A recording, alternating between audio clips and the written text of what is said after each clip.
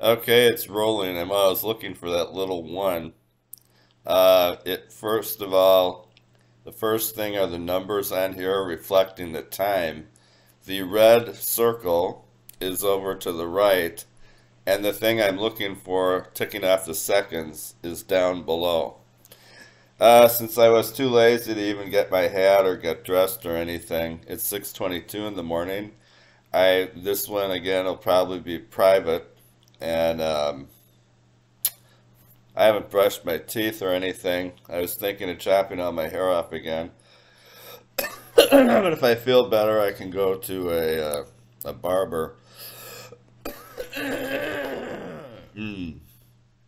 But so this one probably again a part of my private collection. Uh, so now I see I'm coughing there. I do see I put my hat down here on this glass coffee table.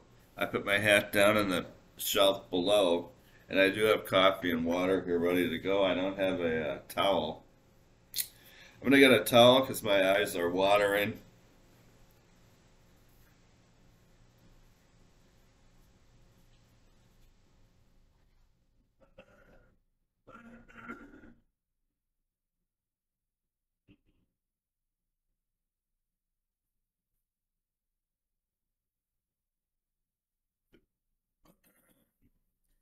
Yeah, I was just thinking, I think this video diary stuff or video logbook, because it's not literary, seemed to be working okay because Yuko is in China and I'm here in Houston. It's 6:23 a.m. on September 13th, 2022. I think today is a Tuesday.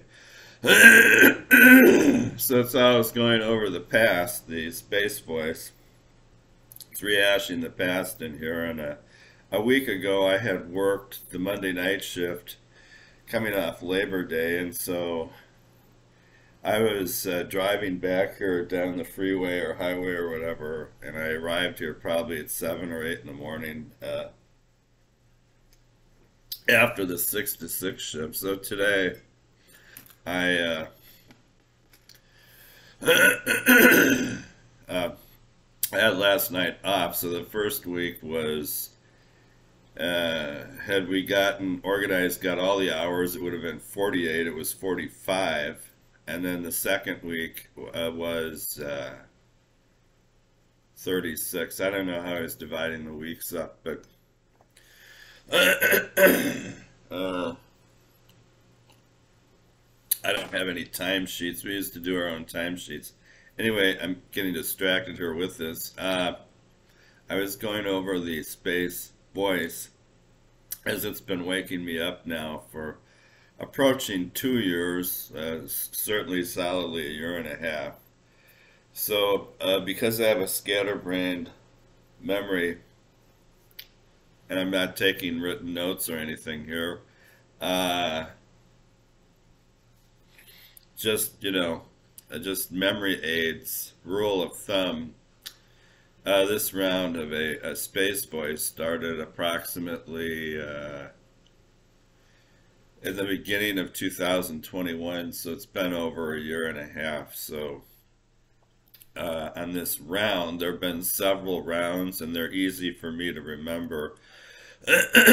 After some years of suspicion in 1986 and 87, the first round of this started in Hollywood in 1988 and continued through until 1991. The second round of this was mostly again continued in Milwaukee in December of 1994 until approximately sometime in the spring of 1998. But overall, my problems in that round were very long. They went on from December of 1994, the choked throat and the panic attacks, the arms and legs flying around in outer space. They went from December of 1994 until January of 2005. So those things went a very long time. But the space voice part of that, the voice, that was mostly from December 1994 until sometime in the spring of 1998. And then I believe the voice part of that had mostly gone away and was just my throat was choked shut inside buildings and traffic jams in the middle of a park, almost every place. I would have panic attacks with my throat being choked shut. So I was hoping to get out and become re-employed that year, by the way, in 1998. And so obviously I was disappointed that the voice was not honest and was lying. I had no chance of being employed that year because my throat was very much constricted. So what was I saying? Well, this is sort of easy for me to remember. So this is going to be like a scratch draft to put together for like the FBI or the police. I feel they told me the wrong thing. I probably haven't really talked to them about this stuff real seriously in 5 or 10 years. The local police being more interested than the FBI. I've never had a conversation with anyone at the CIA. Anyway, the FBI was a little disappointing, and whenever I last talked to them 5 or 10 years ago, they gave me difficult, advice. I'm in a phase where I've had bad time problems with schedules because of splitting headaches, also known as migraine headaches. And I feel this type of problem is artificial and is coming from, powerful people, from some other people someplace in the world, from most likely from rich millionaires and rich billionaires, not necessarily always Americans, but, some of them are Americans. So when I attempted to report this at the beginning of this problem, in the past, I'm used to, when I report this type of problem to law enforcement, they're usually familiar with it. In other words, I don't have to report it. They usually know about it. And so it makes it a little either easier or more difficult for me, depending on the circumstances. So in this case, reporting these splitting headaches and the time problems they've been giving me, schedule problems, waking me up at night, interfering with schedules, interfering with job applications and employment. I believe I most seriously mentioned this to the FBI about 5-10 years ago, and they were not real responsive. I had a couple bureau chiefs who called me back, and they were a little like literary agents. They would not allow me on the phone call to talk easily, and they were just sort of barking orders and instructions to me, and they were giving me what for me are difficult ones. They said if I'm serious about investigating that, they didn't really say it that way. They said, you have to be hired at the FBI to investigate that. Well, the first problem I have with that obstacle, I'm currently 64 years old. They supposedly have an age limit for, all their employees of 35. If I were below the age of 35, I'd be more enthusiastic about applying for employment. But so I had a couple of them call me back. I think one was from the Tampa Bureau, and one was from someplace else. I don't remember. And they both barked instructions or orders to me like it was a flunky or an idiot or something, which I've seen that before. And their instructions were that I have to be hired at the FBI office and I have to investigate it myself. So being, so much over their age limit, that's a difficult one for me to figure out how to put that together. I don't know what they mean by that.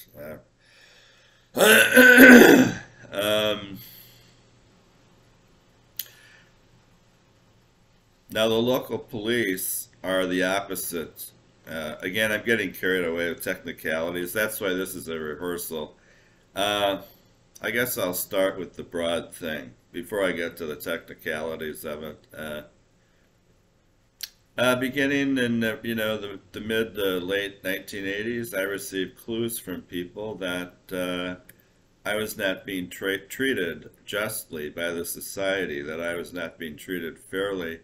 People were giving me little hints and clues, wondering if I were a spy or a private investigator, because I seem to be someone who seems to be under investigation. And people would ask me a little if I was involved in this or that court case, if I was being accused of a crime, or if I were in the court system in Milwaukee County. They thought they saw me in court, or they thought they saw people with names like Michael Kajowski in the Milwaukee County court system.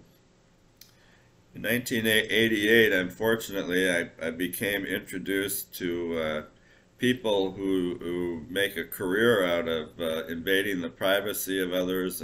I call it invasion of privacy. They gave me a vocabulary term back then. Electronic harassment was their word. And the public's description, the phrase, seems to be blacklisting. So with the public was going with blacklisting. And the public meaning people I met when I first moved from Eau Claire and Milwaukee in Wisconsin to Los Angeles and Hollywood. So they would sometimes inform me and go with the phrase blacklisting, but not most of the time. Most of the time they told me they thought I reminded them a lot of them when they first came to California. They thought I was misdirected. I don't think I was misdirected, but again, I'll try to answer that. I received no advice from anyone to go from Wisconsin to California.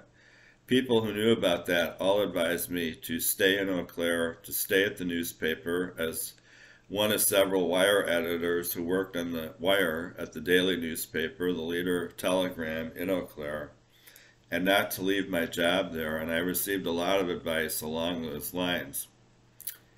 So my thinking when I went to Los Angeles was I had been looking around on the phone, and that was pre-internet, so I'd been looking around through the postal mail for a better job. And I'd gotten no leads, just nothing, which matched what people were telling me. They were telling me, stay at Eau Claire. You're not going to get, just people would tell me this. The circulation of the Leader Telegram was 45,000, and I did have one or two employees there told me, we're not convinced you're going to make it to a higher, you'd like to work in Green Bay. Their circulation there is 90, 100,000. We've never heard of anybody going from Eau Claire to Green Bay. Those two are in competition with each other. You'd like to live or work in Wausau because you're the Polish ethnic side of your family on the south side of Milwaukee, and you believe there's a lot of Polish ethnic in Wausau. And they told me the same thing. They'd never heard of anybody going from Eau Claire, circulation 45,000, to either Wausau or Green Bay. They thought that would be too difficult. Sometimes newspapers back in those days, Appleton and Green Bay, were sort of trials or training grounds for reporters who eventually made it to Milwaukee and the big city media, and in Chicago, like with the Milwaukee Journal or the Milwaukee Magazine or the Chicago Sun-Times or the Chicago Tribune or something like that. So as I said, I'd been looking around on the phone and the postal mail because that's how you did it back in those days. They didn't have the internet. And like people were telling me, I was getting nothing. The only thing I got was from a fellow named Paul Simon in the Los Angeles Bureau of the Associated Press. And he seemed to be reliable. He always answered the phone, and he encouraged me to come out to Los Angeles. So it was a little different than what people at the various places in Los Angeles believed. So, uh, I vaguely knew as people were informing me in Wisconsin that I was under some kind of illegal surveillance. I asked a couple private investigators about this in Eau Claire, and back in those days, lawyers and doctors knew that while I worked at the newspaper and I was sort of in the public media, they didn't want to charge me or charge me a lot of money because newspaper people, I got paid, half what my sister gets paid as an entry level nurse. My sister, by the way, would talk to me less and less as I went to newspapers. People mentioned that to me in Wisconsin, before you worked at newspapers, when you were in retail sales, for instance, people would be a little friendlier probably, and the more they hear you're working at newspapers, the more some of them clam up and don't talk to you as much. And one of the reasons is that it's like you're saying with your sister, her entry level salary as a nurse is twice what yours is, as what you're starting to call an experienced wire editor or sports editor. So, anyway, I'm getting carried away with all these technicalities and stuff. That's why this is a rehearsal. I usually work this out on paper, but nowadays, modern world, you can work it out on video. What was I going to say? So, well, let me try a summary first, then I'll get back to the specific points. I'm in Wisconsin in approximately the mid 1980s to the late 1980s, and I met a lot of newspapers, and it's mostly wire editor and sports editor, and when I phone around, I only seem to get responses from Los Angeles. I met this Paul Simon guy. He claimed he was an assistant bureau chief on the phone at the Associated Press in Los Angeles. And, by way of example, when I call the Associated Press in Chicago, the guy doesn't talk to me at all. He has, nothing. When I call the Associated Press in New York, which is part of my job in northern Wisconsin, I get people who speak mostly foreign languages, and I'm having to always ask them on a daily basis for the stock market report because back in those days it's pre-internet. I can't put it together back then. I have to have the Associated Press do it for me, and that's a daily part of my job. I have to call them each day and either get their New York office, which is foreigners with foreign accents. They're not reporters, they're people. I'm asking them for the New York Exchange stock listings, and they have to be justified to the left. They have to be in the correct order. They have to be the correct, accurate numbers. There are stockholders up in northern Wisconsin. Some of them maybe used to live in Chicago or Milwaukee or Arizona or whatever, and that they need a daily stock report. They don't have the internet back then. So I always get it. I just keep phoning New York. They don't speak English. The guy has to understand me. I have to receive the stock market report on a daily basis, and it has to be in order for me. I have no means back then to do that myself. The stocks have to be in the alphabetical order or whatever order they were in. They have to have the correct numbers connected to them, and they have to be justified to the left side of the page. I don't have the time, or I'm not able to do that myself in Ashland and Eau Claire. So I have the same command at both newspapers. If I didn't think I got through to the New York guy, then I call the Milwaukee or Chicago offices, and they get stuck with it, and they have to send it to me before the deadline. So that's what happens. The only way I don't get through in New York is they have like, I don't know what you call them. They're like waiters or something. I don't have a big vocabulary. I don't know. There's some kind of assistant, some kind of workers, and they don't speak English. And they know it's me calling, and they know I'm asking for the stock markets.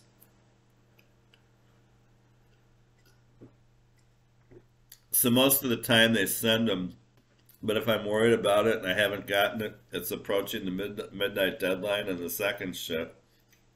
I I contact the Milwaukee and Chicago offices and I insist they have to send those. I have no way of being able to do that myself. They always send them. I'm always to get them. I always get them. That's one of the commands that I have going there. Um, so it's weird a little, when I called in from Eau Claire the first times, and the people that answer the phone, they're not AP reporters. I don't know what you call them. They're production workers, I guess. If AP had those, they don't speak English well. They have real thick foreign accents, and they speak very much broken English. They don't speak English well at all, and most of the time they understand, but sometimes I don't get the reports, and I have to just keep calling the Milwaukee office and the Chicago office until a guy gets them for me and sends them up to Eau Claire or Ashland. I always got them. I don't remember ever failing at that. That's one of my responsibilities. I'm to keep phoning them until I get them. And as far as I know, I always got them. And it's any day that I walk in there. I was usually on a 5-day-a-week schedule. Nowadays, with the internet, the stockholders can try to figure that stuff out themselves. They can do it on the phone or whatever. But back in those days, in other words, you can just look at it on your phone screen, you can look at it on your laptop screen. So, what was I going to say? Well, I'm really getting lost. That's why this is a rehearsal. I was going to divide it up into three. I think, see, this picture is now turning white. Wow. There's just one light on here. This picture really turned white here. I don't know why. It's dark outside. It's 6:44 in the morning on Tuesday. And I do have half a dozen lights on. I just noticed that. Well, all right. So the main thing the voice is going over with me is it woke me up at about 5 a.m., now getting to be almost 2 hours ago. Easy for me to remember, so I guess I would have to summarize and start with this. The first problems I got from other people who I felt were millionaires or billionaires, what they gave me the vocabulary phrase electronic harassment, what mostly myself and the public called blacklisting, and there's an asterisk on that because the term blacklisting is often connected to professional baseball and to African Americans and that kind of thing. So there's an asterisk on that one. They have discussed it with me, by the way, out at the Brewers Stadium. All right, so you got two vocabulary terms. One, electronic harassment, that comes from the people doing it.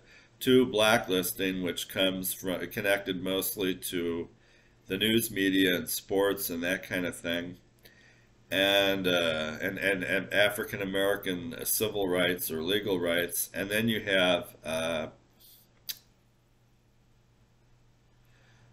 what first occurred to me, a very severe invasion of privacy. I'm talking about invading a person's privacy inside their head, inside their mind, and I'm talking about very severely controlling a person's health, being able to kill people, to go way beyond tampering with their health. Again, the people doing that, they gave me a phrase back there in 1988. They called that tainting a person's body or their health, or tampering with what I was calling tampering with a person's work, a person's employment, a person's work habits, a person's bodily health. I'm also talking, murder and births and killings and death They don't admit to that. Back in those days, they're calling that whole thing electronic harassment and taint, Taint. Also, what I was calling, and maybe they were calling, tampering. Misleading people about facts in the real world and misleading people about their health and about life and death. They're calling that electronic harassment and taint, and I'm calling that tampering. And the society at large is calling that blacklisting, blackballing. Now there's another vocabulary term that comes into play that's in a lot of books, especially novels, fiction, and movies. That term or terms are voices and nightmares. That is not exactly what I'm reporting. My thing's a little different. I mostly, throughout most of my lifetime, have not experienced severe problems with nightmares. I have had severe problems with deep slumber, with sleeping, with dozing, with passing out, with being unconscious and that kind of thing. But I have not had severe nightmare problems throughout most of my lifetime. So if I'm writing fiction, to get along, to be part of fiction, I'll use the phrase nightmare. But that's not really what I mean. To me, when the phrase when the word nightmare comes up in fiction, it means a single voice inside your head that does not come from you, that comes in my terms from outer space. And this voice, most of the time, 90% of the time in my case, it's a middle-aged male American. It usually does not have a foreign accent most of the time, and it's usually not female most of the time. So this is where I start to throw people for a loop. They're always trying to use the conventional thing, nightmares and voices is the conventional at a public library, or what they used to have, video stores or video movie websites. I'm not talking voices either. Voices is like something from a horror movie. That's not really exactly what I mean. I'm talking a voice that's American male accent 90% of the time, and it's giving me orders and commands in my private life that I have difficulty meeting or don't want to follow or don't like or don't agree with, and blah blah blah. So I'm talking about, to me, a mysterious voice that comes from other people somewhere in the world and is not in any way, not necessarily connected to literature or movies, and is not necessarily connected to mental or emotional health or mental illness. So what I'm talking about and other people are talking about are a little different sometimes. So now to summarize, from approximately 1988, sometime in the spring, until approximately the spring of 1998, I had what most people would describe as bad sleep problems. And the first year of it was the worst, the most vicious, and the most difficult.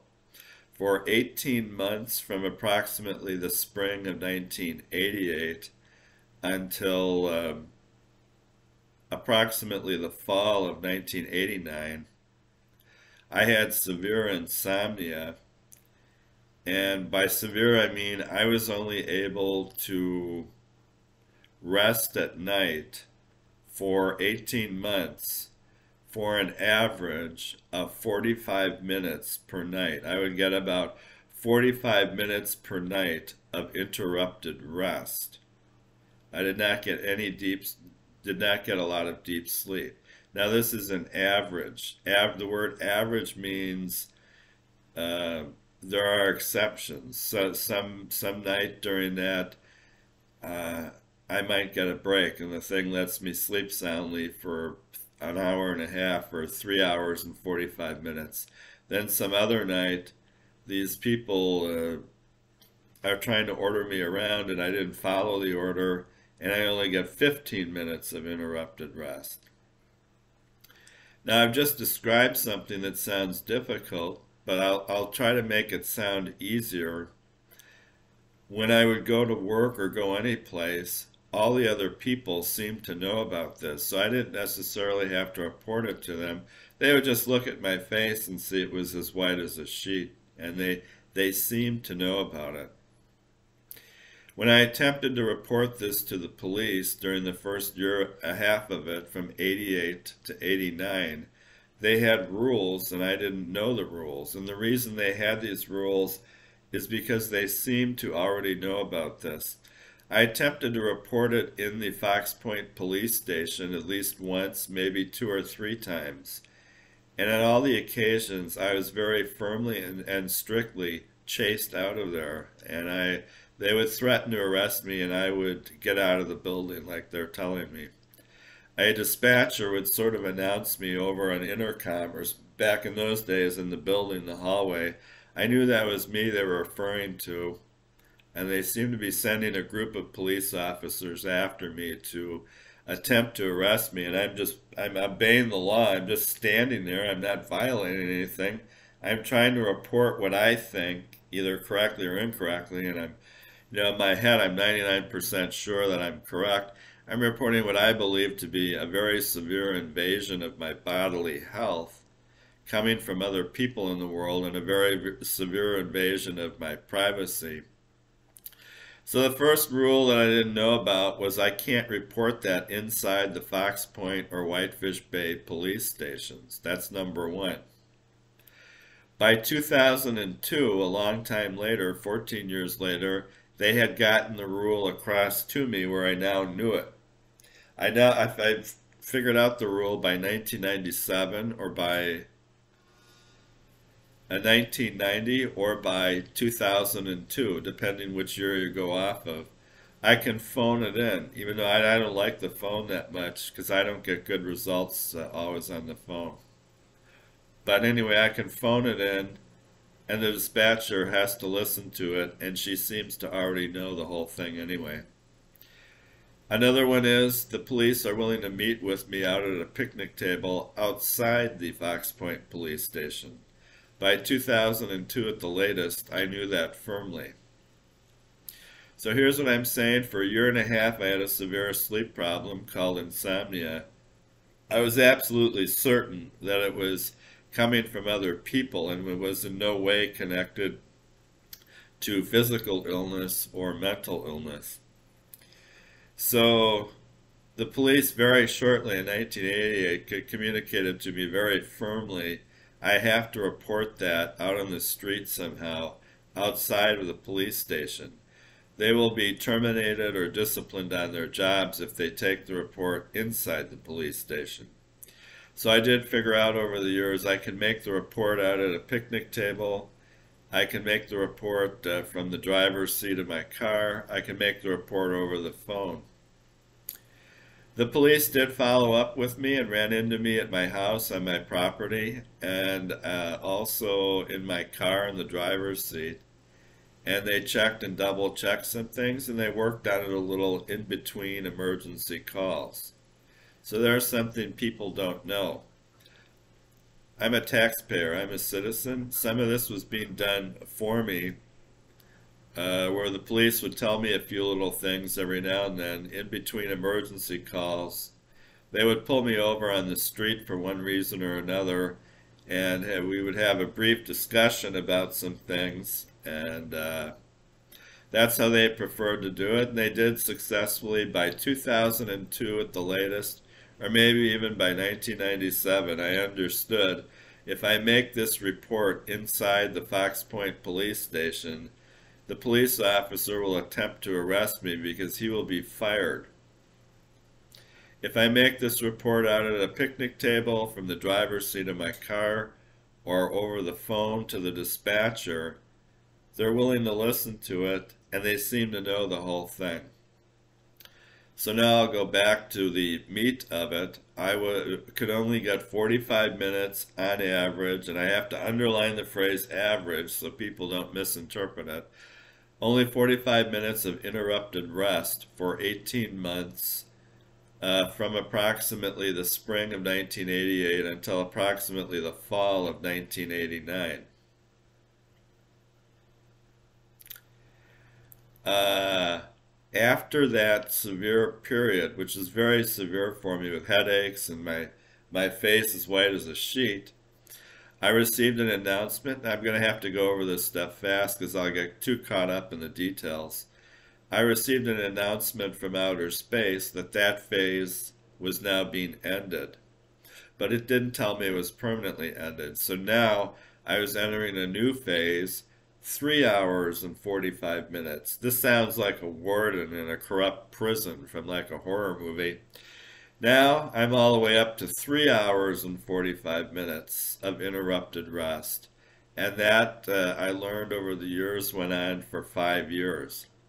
That went from the fall of 1989 until approximately the fall of 1994. I now got, and again, I have to always underline this for people misunderstanding, on average, 3 hours and 45 minutes of interrupted rest, 7 nights a week for 5 years. That means there are exceptions. There's some nights in there where it let me sleep 6 to 8 hours. An example being when I worked at Sears, it would only let me get, 45 minutes, an hour, 45 minutes of interrupted rest going into Sears on Mondays. But Tuesdays I had off. It would let me sleep 6 to 8 hours, and I could rake my mother's yard the next day or mow the yard or whatever, and I felt strong. So let me get back to this. So the next phase, which was announced to me by a voice from outer space from these people, and I know the reasons for the announcement, was 3 hours and 45 minutes of interrupted rest. And I didn't know then. This is telling me this. I was on top of a ladder painting my mother's house, and the voice got to me on top of the ladder, and it said, these all sound a little bit like fiction, like fairy tales or children's stories. The voice said, the product can't be damaged, was one phrase that it used. The voice often used phrases that are intended to stop me from reporting the voice because I can't understand them or can't interpret them. A very common one was, I really haven't reported this up until here because now I'm able to, especially with today's modern technology. A very common one was, I'm being removed. I mean, the voice started saying this, my mother's the only person who has the nerve to ask. She would ask me a little, well, what does this voice say to you? To be honest, I have a lot of trouble keeping track of it. It gives me all sorts of orders and commands, especially things I don't like or don't want to do. So, for example, in 1989, the voice ordered me to paint my mother's house because my employment was not satisfactory, even though that problem was coming from the voice and coming from the sleep problem. People who only sleep 45 minutes a night have, trouble holding jobs or getting jobs, especially at newspapers. So my Bachelor of Arts degree is in print journalism. But a common sentence that they pick things that are confusing to the mind, that keep a confused look on your face if you have one, and that can't be related to other people. That's why they pick those. They pick weird things that you cannot easily tell another person. So one phrase that goes all the way back to 1988 is, I'm being removed. If a police officer were to ask me, I don't think they ever asked me, what does the voice say? Sometimes repeats all throughout the day. It just goes, I'm being removed. I don't know what that means. I'd have to put that like in a fictional story. One way of interpreting for me, what occurred to me from my viewpoint, I'm being removed.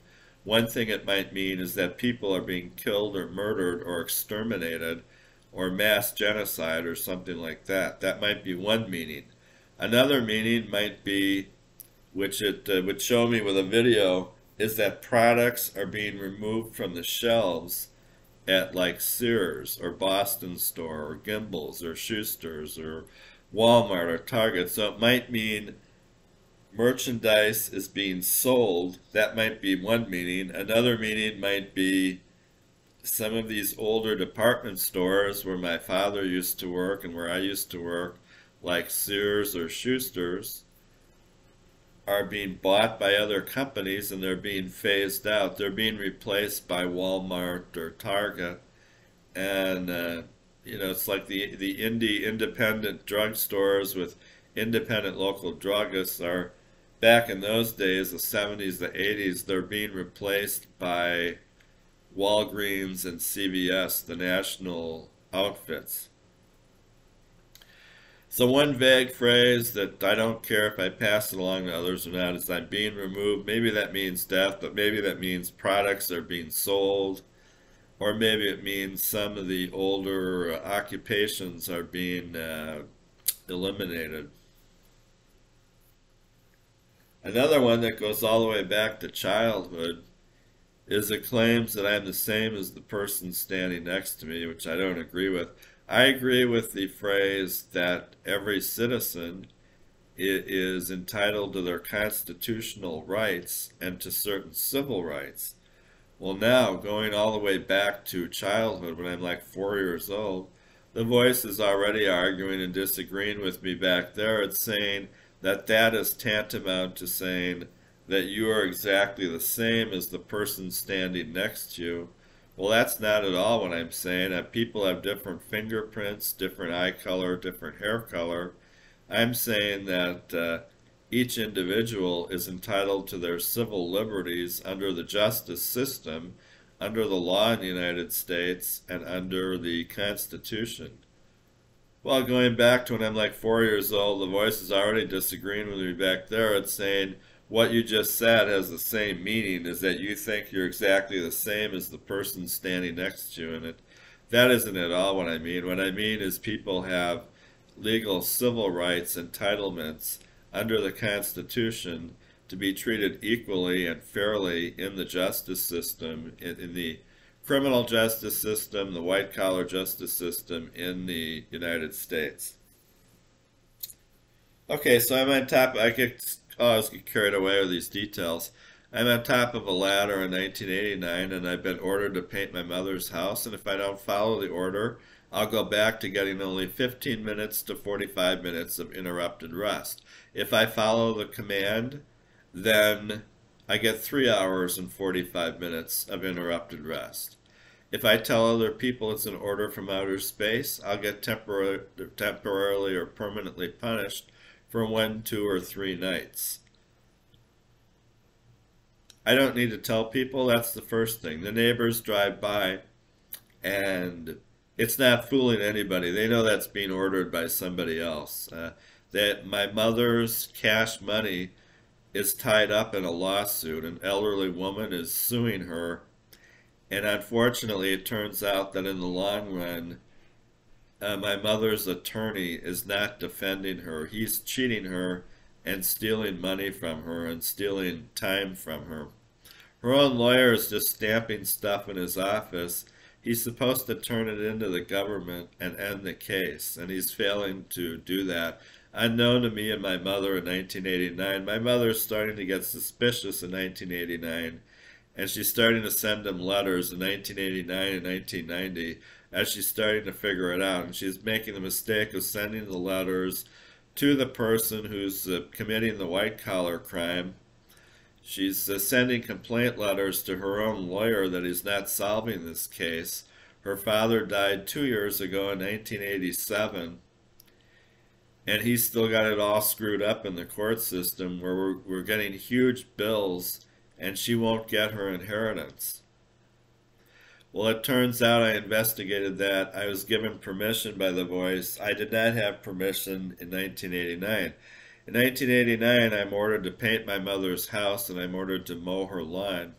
She has another, she's in the process of inheriting a lake property up at Lake Winnebago in Brothertown near Chilton. And I'm ordered to go up there at least once a month to hand mow the yard with broken, malfunctioning lawnmowers. And fortunately, some of my relatives went up there with me, and we got an old car started and stuff like that. So that did not fool neighbors. Neighbors would drive by on the street, and they'd know. They thought of me more as a white collar office worker, like a newspaper man. They weren't convinced that I was a professional painter or that I should be up on the ladder doing that. Anyway, while I was then beginning this paint job, it was told to me at the top of the ladder that for following the command, I was now going to get 3 hours and 45 minutes of interrupted rest compared to that horrible 45 minutes of interrupted rest. And I, of course, always receive threats that if I don't, do this the way they're telling me to paint that part of the house or whatever color or whatever, then I'll get less sleep and blah, blah, blah. So over the years, you get used to it. I was also ordered to rake the leaves out of the yard and to rake them the conventional way to make leaf piles and transport them to the ditch and so on. I did not have the cash back in those days to buy the machinery they have nowadays. So I had lousy old malfunctioning hand lawnmowers and old paint brushes and old wooden ladders. Those were strong ones. They didn't break. But I don't recall meeting people who were fooled by this. The people would say, walking by, is that really you painting your mother's, mowing 3 yards? You have 2 properties tied up in a lawsuit, an inheritance lawsuit, and you have your mother's house there. Is that really you that's painting all 3 of these and doing repairs and doing, yeah? And I'd have to say yes. And I don't think it got any of them to believe that that was voluntary and that I'm a professional lawnmower or painter, especially with all the old malfunctioning in equipment that I had back then. And they would still double check. My face was still white from 3 hours and 45 minutes of interrupted rest. So, I did, by the way, complete the paint jobs. We were happy with them. 2 suburban homes, and I did, by the way, hand mow the yards at 2 suburban homes and 1 lake cottage. I was given permission by the Voice in 1990 to solve that with the lawyer, so I spent 1 day reading my mother's material. She had a whole bunch of unopened envelopes. She didn't want to open them anymore because they were always bad news. And I opened them and started laughing. She was being sent to jail in these postal envelopes. The government was demanding why she doesn't solve her inheritance case and why she doesn't take her inheritance. So I figured it out in 1 day. Her own lawyer, his name was John Morrissey. Fortunately, he's dead. He was probably in his 60s or 70s at that time. Mr. Morrissey was a jerk. He was having her fill out forms showing that he would win this law case and she would get her inheritance from her car salesman father. He was doing this in his office, and he's supposed to be filing these at a county office in downtown Milwaukee. And that's where he's cheating. He's making it look official in his office. There's no witnesses in there. He's having my mother give this information to him orally or in writing.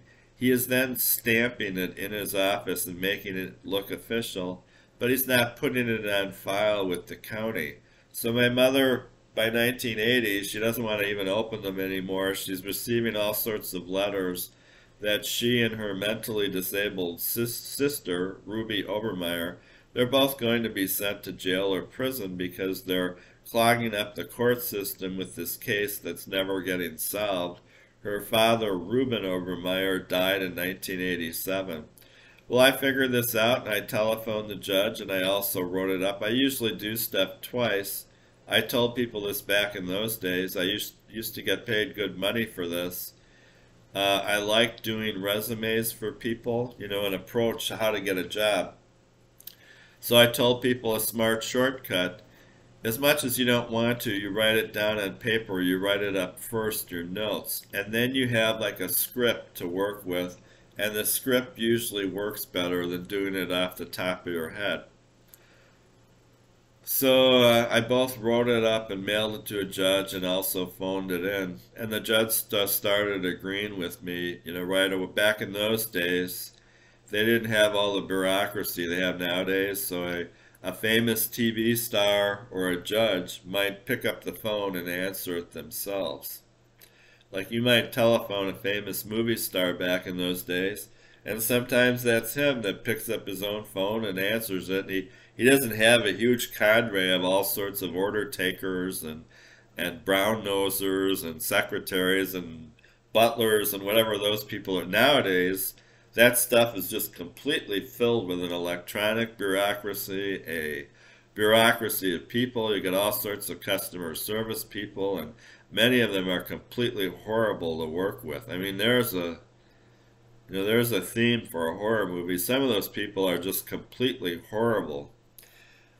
But in any event, back in those days, that judge answered his own phone. He was a regular, normal judge. So I gave it to him through the postal mail and on the phone. My mother's getting screwed. Her own lawyer is not filing these forms on time, or not even filing them. And she's getting all these threatening letters that I'm reading because of her. She's in her 60s, I believe. And, her eyesight, she has macular degeneration, can't read so good. So I just started reading them now in 1990, and they're ridiculous. They're blaming her for everything, and that's apparently her lawyer doing that. He's apparently a crooked lawyer. So the judge gave me permission right away to take over the case. Since her lawyer is crooked, I can go down to his office, confiscate all the paperwork, and I can fill it out myself. He gave me that permission right away, so that's what I did. My thing went much faster than the professional lawyer. My grandfather, only a car salesman, died in 1987. He had a lake cottage for recreation, and he had a suburban home. Well, now here it is, 1990. It's 3 years later, and this case is still being held up in the Milwaukee County court system. So at that point, the judge is no longer demanding my mother's lawyer. It has to be in charge of it. So I go to his office, I confiscate the papers, and of course I'm real mad. I've been out mowing yards for years and painting houses, and I haven't slept since 1987. So I'm pretty mad. So I took my fist and I balled it up and I swung it. He was an older gentleman. I didn't care. I swung it at his head. Unfortunately, I missed his face as he started laughing at this, and I hit him in the shoulder. And being a crooked lawyer, that's the problem with being crooked. He can't call the police or can't report it to anybody. He's a crook at that point. Maybe when he graduated from Marquette Law School or whatever, he was honest back in those days. This is like a Charles Dickens novel or Edgar Allan Poe or something, but at this point, he's a crook. I can nail him in the face, and he can't do much about it because the judge knows he's a crook. So he's laughing at me. I missed his face, and I drilled him in the shoulder. Fortunately, I didn't hit him that hard. He's a person where I punched him, and I did not injure him. So he got a break that way, and I don't need any break. He's a crook. They can't. He's not going to have much of any defense. He must have been doing that to other of his quote-unquote clients. See, somebody like that, that's the problem with that. So, those lawyers, there were a team of two lawyers, one an older gentleman, another one middle-aged. The middle-aged man, I feel really bad about this. I had an opportunity to be a friend of his son when I was at Nicolay High School. So unfortunately, I was too involved in pickup sports, recreational sports, and I didn't go ahead with that. So I was just stayed with my sports friends, and so what happened there. Uh, this was one of the. It's sad to say this was the father of a friend of mine, but from Nicolay High School. Unfortunately, it was.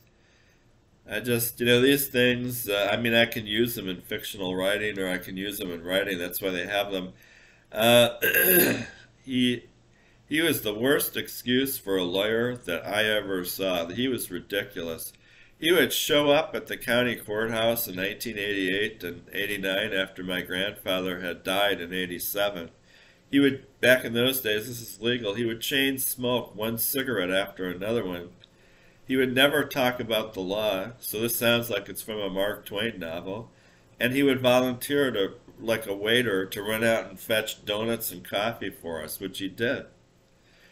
So we would be down there to try to give emotional support to my mother. She would be down there, and she didn't want to go down there alone with just this crook attorney.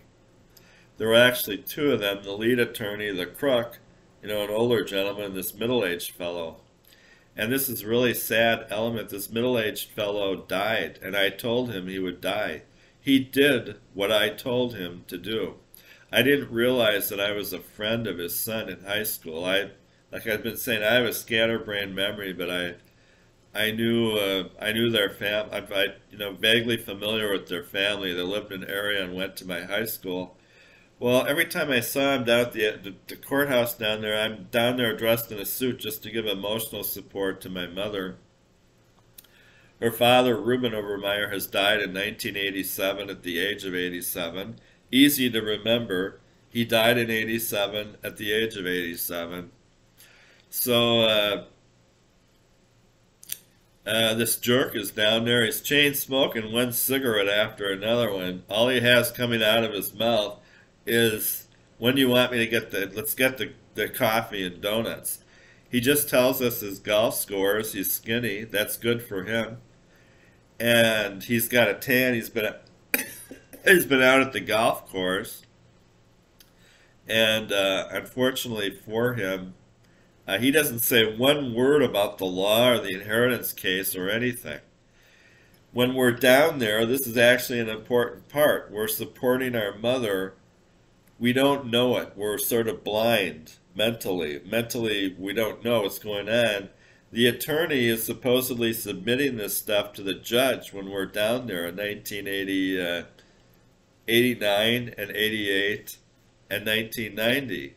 That's why we're there, so the attorney feels confident to walk into the courtroom and submit it to the judge. And all they do down there, essentially, they stamp it. So so that's what happens. It's already suspicious to us. I start pointing this out, even though I've got a satellite voice on me. I start pointing this out down at the courthouse down there, and in 88, 89, 90, all these years, this guy's supposed to be the assistant lawyer, and all he does is fetch us coffee and donuts, and he wears a suit, and he chain smokes one cigarette after another, and he just tells us about his golf game, and he doesn't say one thing about the law or the case or anything. I got real mad at him on one of those, and I told him, all those cigarettes he's smoking. I told this to my father also, so it's always sort of fair. I told my father in the 1970s when I was a kid, he would smoke one filterless Chesterfield after another, as he was supporting our family and doing white-collar work that supported us back around his house, as he was putting ads together for newspapers and putting radio advertising together and stuff. He'd be chain smoking one filterless Chesterfield after another. He'd been working on projects to keep his clients and to get new clients for the various the companies he worked for mostly for GAF photo finishing, to keep his sales customers, which back in those days were mostly independent druggists and some of these large shopping chains like Kmart and Shopko and stuff like that. Because he used to work at those. He used to work at Schuster's department store. He was at Schuster's 25 years and GAF 15 years. So,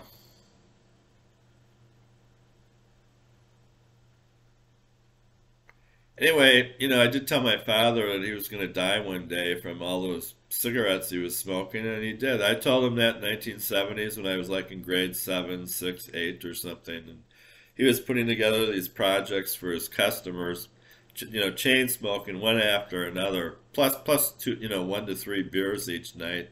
He would also occasionally eat raw meat, and he accidentally swallowed a 1 gallon of gasoline when he was a child in Chicago and had to have his stomach pumped out. I'm glad he lived through that. He was married twice and had 3 children. He drank 1 gallon of gasoline, and Chicago's a pretty tough place. They took him to whatever they were calling a hospital in Chicago, and they pumped it out of his system. Accidental. He was a child in childhood.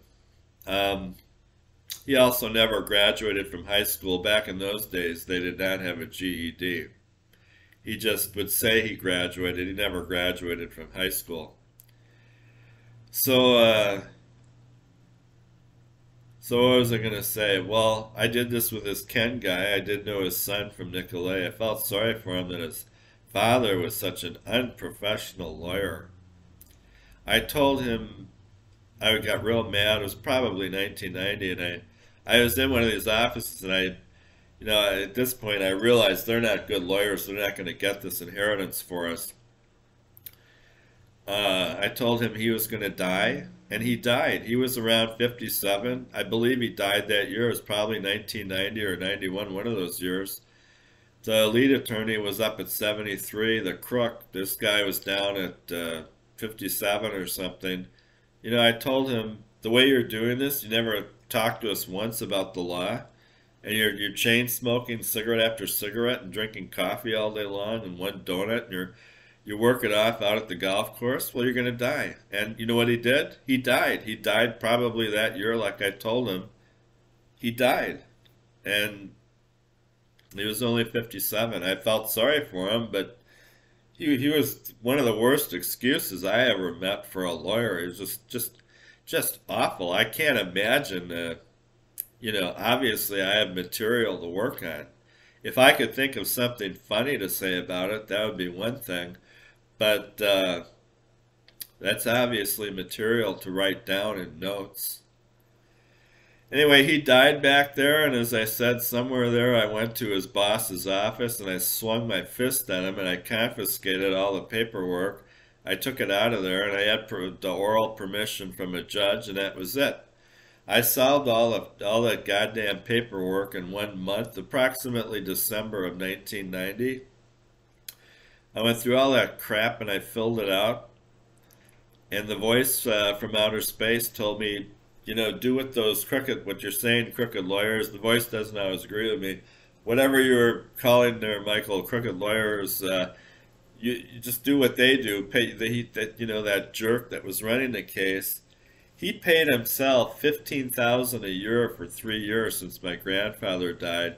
He paid himself over $50,000. That's why I'm getting so mad. So the voice said, here's what you do. You're sitting there at your desk in your bedroom. You're filling it out. Just pay yourself 25 grand. We'll let you pay yourself 25,000. And I thought to myself, well, my mother's already been getting screwed for 3 years. And I didn't have the confidence. I got to show this stuff to people at the courthouse and, to the judge. And I'm not a lawyer. So I did do a lot of work for my mother. For several years in there, I mowed her yards. I painted 2 of her houses. And like a caretaker, I checked up on all 3 buildings and did minor repairs. I did this all at my own expense, and I was only employed part-time as a part-time journalist and just collecting unemployment compensation and food stamps. I actually fed my mother and her sister in 1990 off food stamps, and she had a nice home in the suburbs. This is another reason why I was getting so mad. I asked them or told them not to eat my food stamp food, and they didn't do that. They sat there at the kitchen table, they ate my food stamp food, and they thought it tasted fine. They thought it was delicious or whatever. So my mother lived to be 91. She didn't see anything wrong with it. She ate my food stamp food. I don't know what to say about stuff like this. I obviously wasn't fat in those days. Even though the voice would order me to go to a bar once a week, that was another command. And I'd run into painters and, contractors at the bars, and they were always friendly to me. They would listen to some of this stuff. They would shoot billiards with me, and they would encourage me a little. They didn't hire me, but they weren't as difficult as the neighbors. The neighbors would criticize that. They'd go, well, your paint job looks lousy. I can see you're not a professional painter and blah, blah, blah. The contractors would just, go along with it a little. They never hired me. I would run into them at bars and they told me, due to this insomnia problem, when you go to the bar, this is one of the correct places to go to get over a problem like that. Their advice was, way back in 1988, you don't leave this bar, you just stay here. I actually tried to follow that. I was ordered to, again, another command from outer space. I was ordered to stay at one of those fishing taverns. They did not leave it open for me like the voice told me. They closed and locked it, and I stayed out in the parking lot, and I, went to the bathroom out there, and I stayed out in my car in the parking lot. That was another command. I actually followed some of these. I believe I followed that one. The contractors have been telling me for years, you got this bad insomnia problem. You know for a fact it's not mental illness. We've never heard of any psychiatrist solving something like that anyway. You just stay out at these bars until the satellite in space lets you fall asleep.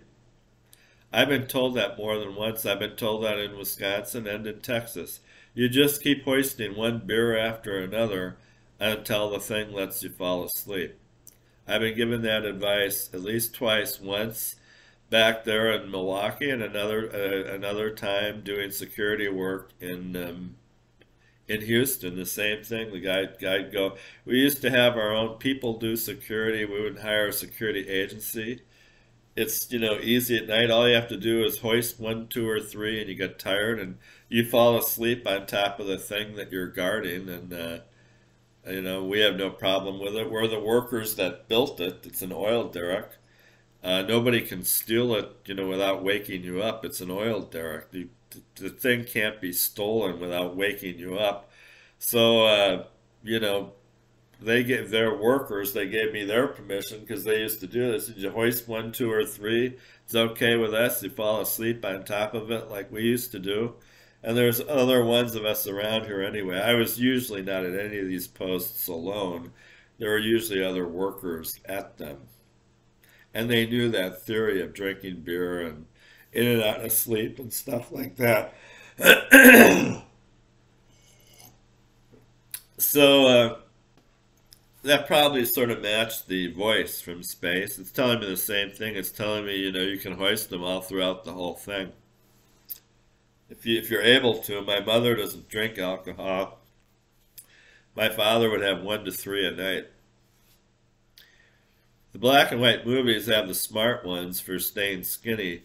They show just pouring liquor into a glass of ice with nothing in it, which I think is a good idea. And it's just got the alcohol part. And it skips all that with the high calories and the foam and the, all the creams and sauces and stuff. That's a good idea. Just pour liquor on top of ice. The beer and everything else has all sorts of fat calories in it.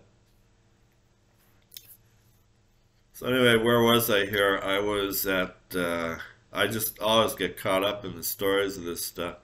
So that the jerk assistant attorney died. He did what I told him to do. He died. He was 57. I solved the law case myself in 1 month, went over the paperwork, and the voice told me, you can pay yourself 25 grand because that crook attorney paid himself 50 grand.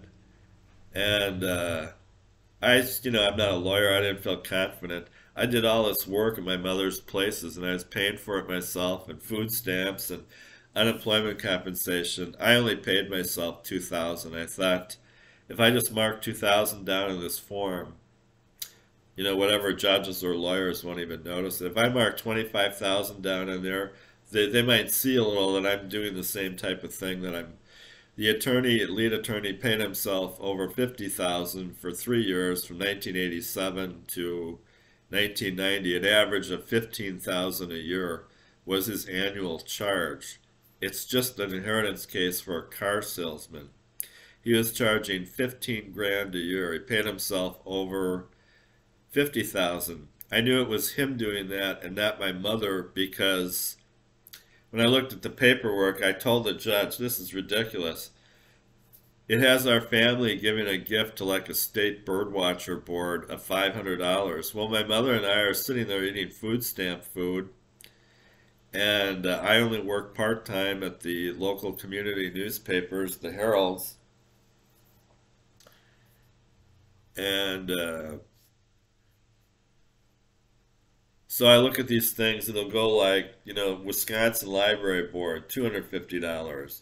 Wisconsin Birdwatcher Committee, $500. Well, I told the judge, that's obviously the lawyer who was doing that, because my mother's a cheapskate. She never gave 1 penny to a political party, the Democrats or the Republicans and Democrats. She gave neither of them 1 cent. Here I'm looking at these things from this lawyer's office. $500 to a state birdwatchers board, $250 to a state library board. I knew that was him doing that. That was part of his $50,000 charge. That's supposedly solving this lawsuit. Even though I'm an amateur and I'm able to solve it in 1 month, I'm able to figure it out mentally in 1 day. I mean, I told the judge this on the phone. My mother and I can figure this out from the postal mail in 1 day, and the forms and stuff. It only takes me a month to solve the case and get the inheritance. An older woman was suing my mother. She had supposedly been either a wife or a girlfriend of my grandfather. My grandfather had an official correct will from his first marriage that was 25 years, and that was held at this attorney's office. It was a written will, officially correct. This elderly woman, who claimed to have had a 6-month marriage with my senile grandfather at the end of his lifetime, she never, I looked through all the evidence. She claimed, people always do this. They claim you're the ones who are cheating. I looked through all the evidence. I found no evidence of her at all. I went through my grandfather's house. I did not find any objects or clothing or anything belonging to her. Looking through the paperwork, I did not find any written will involving her. She claimed that she married my grandfather for a cheap 6-month marriage right before he died in 1987, and that during this time he produced, according to her, he produced a written will where he inherited everything to her, even though he has a mentally disabled daughter, Ruby Obermeyer, who lives with him. He supposedly inherited nothing to her, even though she lives with him throughout her adult lifetime. She never worked. She could only answer phones, and she could not cook food properly. She lived with her father. She suffered what was believed to be at that time a nervous breakdown at UW-Madison, and she was brought back to Milwaukee and lived with her, at that time, her parents the rest of her life. She never married, never went out on a date, never went to a job, and when she was younger she could answer phones a little bit, so she was mentally not right. My mother always questioned whether that was a nervous breakdown or what that was, but so did I as well. But that may have been coming from rich people in outer space, with what they were calling it. It was not clearly, back in those days, everything, the farther back you go, the smarter it is. They didn't clearly describe that as a nervous breakdown. It's just she was ruled to be a mental incompetent, and she was under the care of her father, Reuben Obermeyer. So according to this elderly woman, she was not inheriting anything, which, the judge, everybody found that too hard to believe. Anyway, this woman who was suing my mother, as I recall, I looked every place. She never produced any will. She supposedly had a handwritten will. I never saw it. It was not in the court system as evidence. I looked all over. I found no clothing objects or anything belonging to her at my grandfather's home in Fox Point or at my grandfather's fishing cottage. And I found in the paperwork, I found no will belonging to her. And I found no marriage certificate or anything. But it was taken for granted during that she had had a 6-month marriage to my grandfather. I think it was more likely what my mother said initially. She was some kind of girlfriend of his left over from his car dealership days, and his first wife had died in the 1970s at the age of 66. She was my grandmother, Estelle Obermeyer. And as we said, we had an official will kept at a lawyer's office from back in those days, a 25-year-old written will. I never saw her produce any will, any oral will, written will, or anything.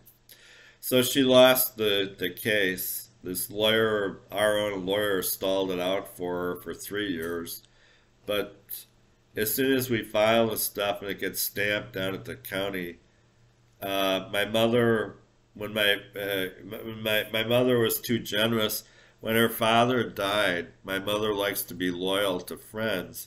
She knew this woman had been a friend of my grandfather's after his wife had died.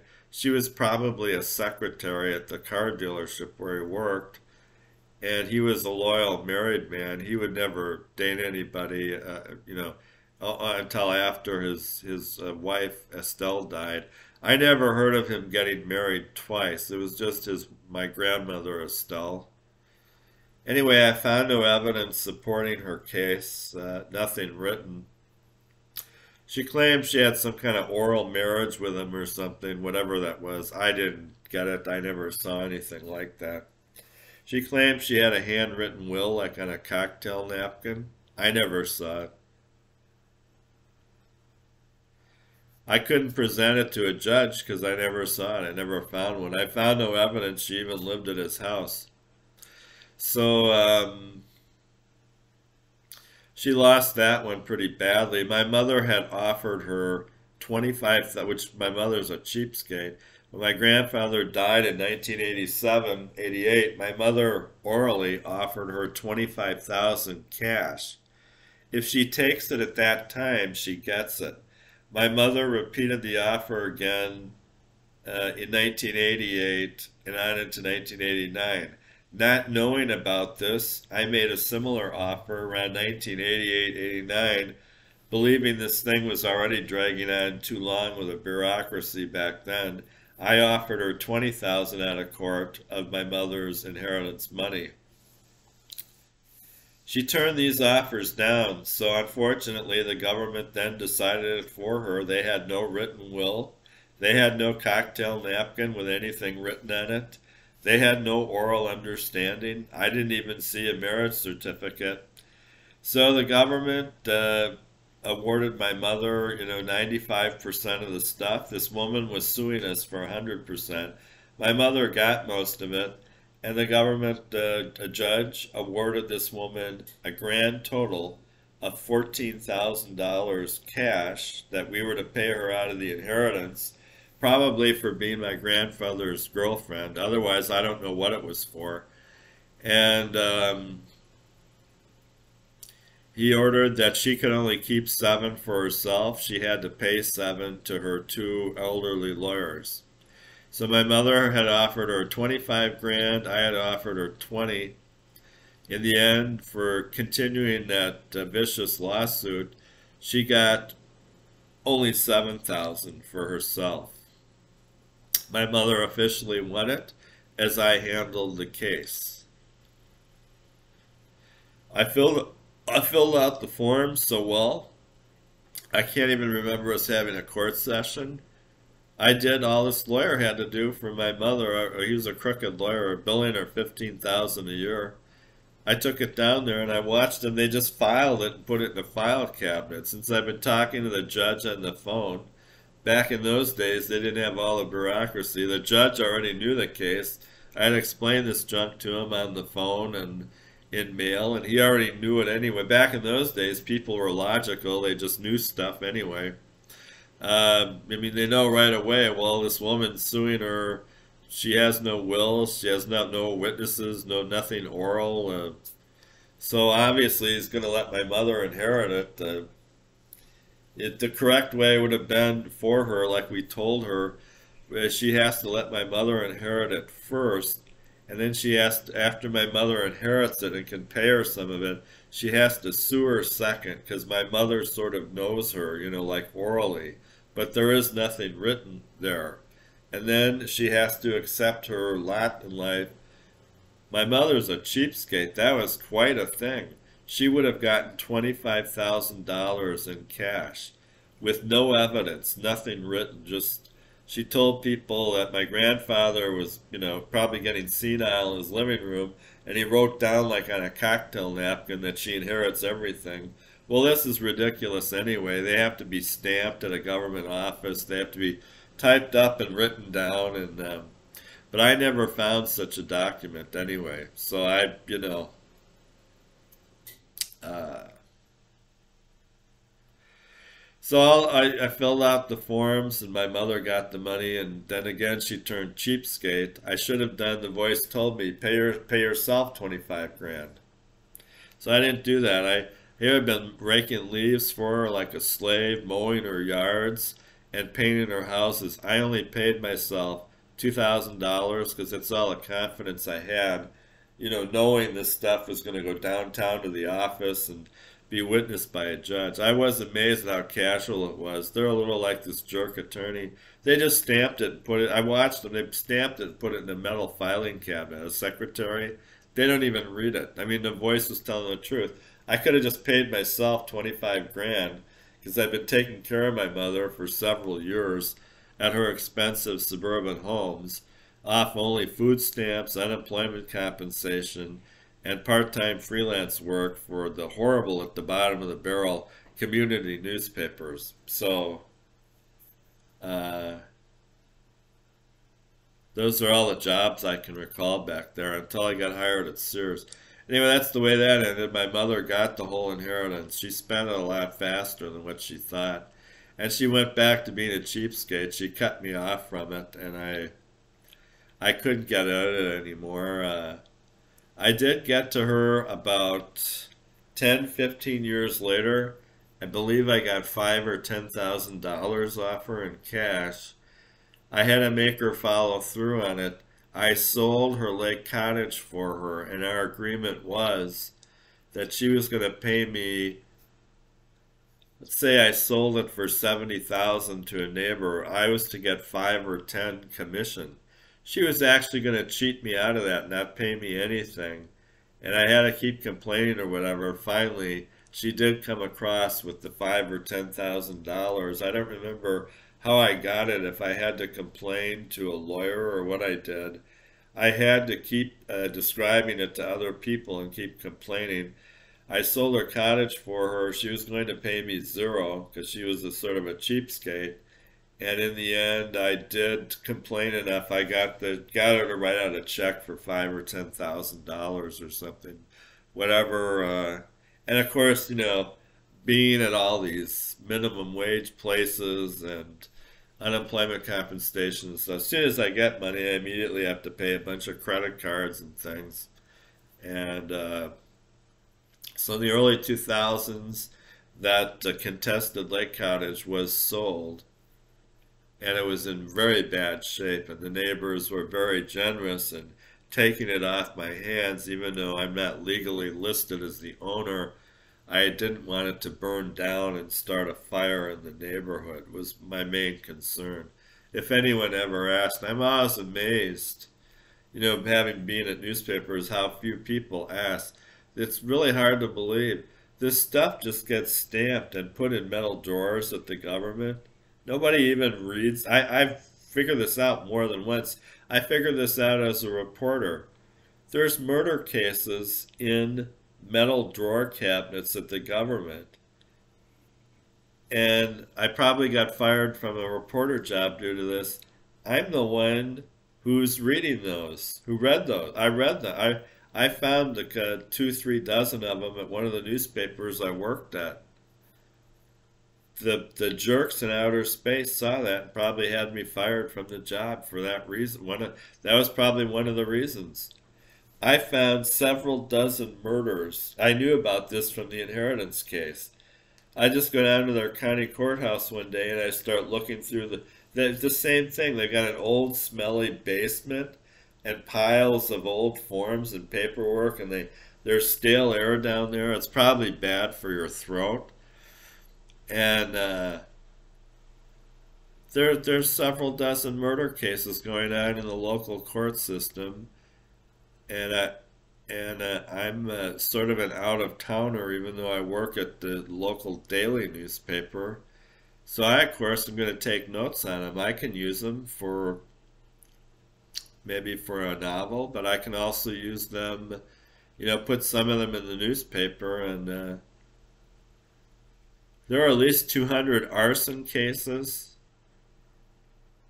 That's weird. When you go to these government places back there, it's pre-internet. This stuff is not automated. And it's just old, rotting stuff, Some guy committed murder and been in and out of the court system. And you try to figure it out from this old paperwork. And just a kid, a teenager. And they have several dozen of those. And they have like 200 of where the guy's bar got burned down. And maybe he collected some insurance money. That might have been arson, right? There's 200 of those, and I knew about those from northern Wisconsin. I started figuring those out. When I was doing Wire Editor, I looked at all the buildings burning down up there and all the old people that live up there. And certainly a word like arson comes into your vocabulary because when I was up there, people would blame me a little being a Wire Editor at the newspaper. You must be brought your matches up here and you're lighted. Well, actually, it turns out it's like in the crooked Sherlock movies, it's actually the owner who's burning down his own place to collect the insurance money.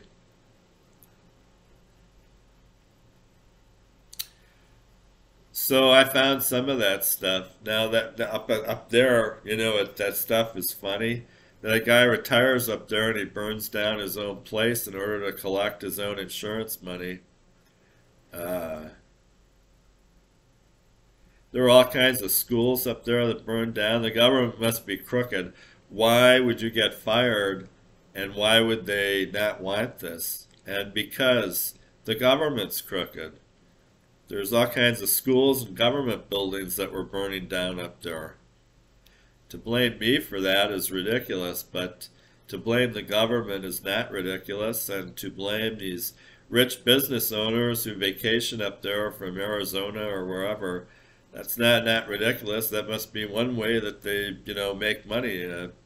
Either burning down their supper club or burning down the local high school.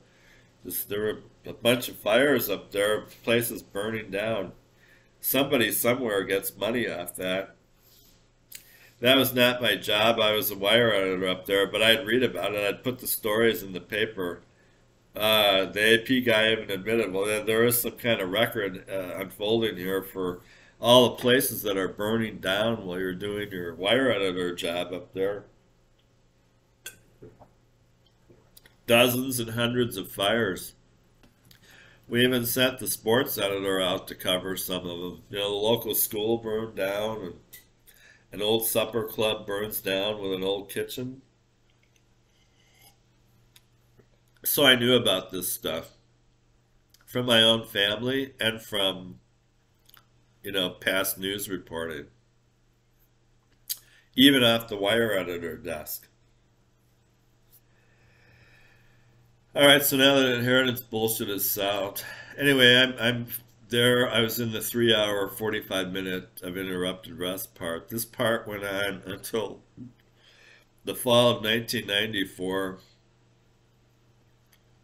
where I sold my mother's lake cottage. I somehow got 5 or 10 grand off her. I don't remember how I did that. If I had to go to a lawyer or what I did, I got it off her somehow. She's a horrible cheapskate, just horrible to deal with money. Lets the buildings fall apart, rain leaks, the roof fall, the shingles fall off the roof. Animals live up there, squirrels. They're in the walls, birds. They drill bird holes into the wooden part of the wall, into the wooden molding on the building, into the garage. She's the worst one of our family with maintenance of buildings. She's the worst one. Technically, on paper, according to the way I did that and the way the court system did that, she's the one that inherited this stuff. That's the way it made sense on paper. But if you ask people in the real world, is that the way to do it? Everybody would shake their head and go, no, she's just horrible with building maintenance. She doesn't understand any of it, that it costs money, and that there's risks involved, that her son Michael might fall off the ladder, and she just doesn't understand stuff like that. Never could. Just does not understand that at all. So, so now we're up to 1994. Then, in December of 1994, I developed this horrible choke throat, and I was told by the voice from outer space that now, when it's 1998, only 4 years, those were 4 horrible years, now you can go out and work. Well, I couldn't. My voice, my throat was still choked shut. So that went on until January of 2005, panic attacks and stuff. I finally started collecting something for it in 1997, and the government did it my way. They did not clearly label that as mental incompetency or a courtroom or anything like that. They just one appointment at a shopping mall, a psychologist. I brought my mother along as a witness. The way I described it to her with this choke throat, and that I have to read 11 children's books a day, and they have to be out of all different parts of the alphabet and all different bookshelves, and that none of this works anyway, and I only weigh 145 pounds at that point. By a year later, I'd put my weight back on. So, as she described that my way and didn't judge it a lot, she described it as a mysterious problem. Well, a blacklist might be a mysterious problem, or electronic harassment, but also a mental illness might be a mysterious problem. So she described that an open phrase, quote, 2 words, quote unquote, mysterious problem. I did obey the law, even though I'm the only witness to a lot of these things. I obeyed the law. I started collecting something, so I followed the law, even though I'm the only witness. I telephoned all the psychiatrists and psychologists in the Milwaukee phone book, and none were willing to take my case. 9 out of 10 said they were completely unfamiliar with that kind of problem and would not have a clue what to do about it. 1 out of 10 said they can handle that kind of problem, and they would give me answers like, my patient list, client list is full right now. You can't afford it. It's going to be way too expensive for you with a private psychologist. Or I'm moving to California. I'm moving to Madison, Wisconsin. So the gist of it is, I called most of the psychologists and psychiatrists in the Milwaukee phone book in 1997. Again, I'm obeying the law. I'm the only one that knows I'm obeying it. And they all turned it down. No one was willing to take it. I even asked this woman at the shopping mall if she would take the case. Maybe she could help me. My throat's been glued shut for 3 years when I met her. I normally weigh 225. I weigh only 145. Nope, she shook her head. She's not taking that case either. She's just going to judge it. It's a mysterious problem. You can collect for it. And she only writes 1-2 pages on it. She just wrote what I told her. She doesn't know how to solve it, but she wrote down what I told her and I can collect for it. So that's what happened there. I did tell her it filled up either 1/4 of a page up to a maximum of 2 pages.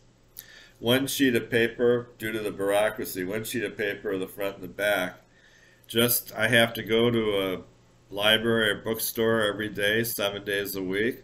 My throat is completely nailed shut, snapping and popping. I can't swallow one drink of water. I can't bite off one leaf of green lettuce and swallow it. I can't swallow one piece of plain, one bite of plain white bread. She writes this stuff down to have evidence. And whatever way I've been reading books, the 11 a day at the library, or buying one book a day, which is very expensive, buying one or two a day at a new bookstore or used bookstore. Either way, neither one of those have been working. They both failed terribly. I'm normally 225, I weigh only 145, and people, when I'm in the library, they can hear my throat snapping and popping, and I can't even swallow a sip of water out of a bubbler or anything like that. So I've got witnesses everywhere that know about it. So now that problem started to get solved within 6 to 12 months later. A year later, I was back up to my regular weight of around 200, 195, 210, something like that. I was able to swallow food, but in between, when I wasn't eating food, my throat was still choked shut and it was snapping and popping and people could hear it, and I was having these panic attacks where my arms and legs were flying around in outer space. And as I said, I'm the only person who knows about it. I obeyed the law. I telephoned all the psychologists and psychiatrists in the area where I live. None would accept me on their patient list, and they had various complaints, but they were pretty much one-dimensional. 9 out of 10. Wow, that sounds like a horrible problem. I've never heard of that. I wouldn't have a clue what to do about it.